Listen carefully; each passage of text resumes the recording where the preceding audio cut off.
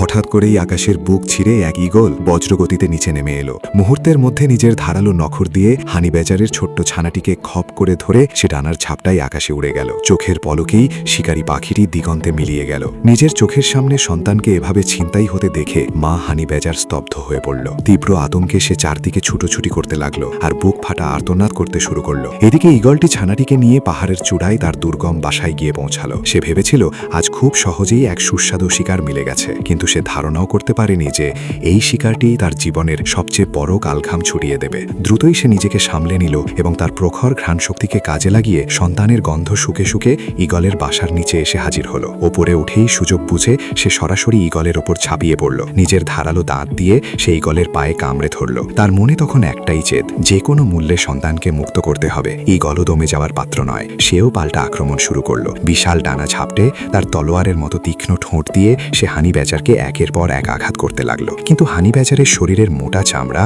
এবং চর্বির স্তর এক অদৃশ্য বর্মের মতো তাকে রক্ষা করছিল। ফলে ঈগলের কোনো আঘাতই তার তেমন ক্ষতি করতে পারছিল না। উল্টো হানি বেচারের শক্তিশালী চোয়ালের কামড়ে ঈগলের নখরের জোর ধীরে ধীরে কমে আসছিল। রাগে অন্ধ মা হানি বেচারের প্রতিটি কামড়ে যেন মাতৃত্বের অদম্য শক্তি ফুটে উঠছিল। বেগতিক দেখে ঈগল আর টিকতে না পেরে ডানা মেলে আকাশে পালিয়ে গেল। তাকে তাড়া করতে গিয়ে হানি বেচার এক পর্যায়ে পিছলে পাহাড় থেকে নিচে পড়ে যায়। তবুও সে দমে যায়নি। রক্তাক্ত শরীর নিয়েও সে নিরন্তর ঈগলের পিছু তাড়া করতে থাকলো। কিছুক্ষণ পর ক্লান্ত শরীরে যখন সে একটু পানি খাবার জন্য থামল, ঠিক তখনই ঈগলটি পেছন থেকে এসে আচমকা দ্বিতীয়বার আক্রমণ করল।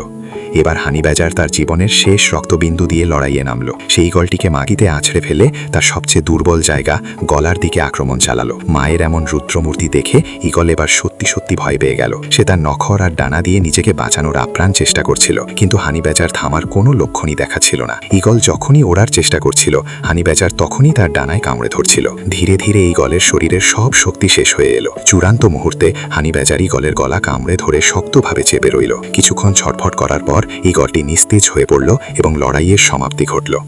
এরপর হানি বেচার বাসার এক কোণে ভয়ে গুটিসুটি মেরে থাকা তার ছোট্ট ছানাটিকে অক্ষত অবস্থায় খুঁজে পেল।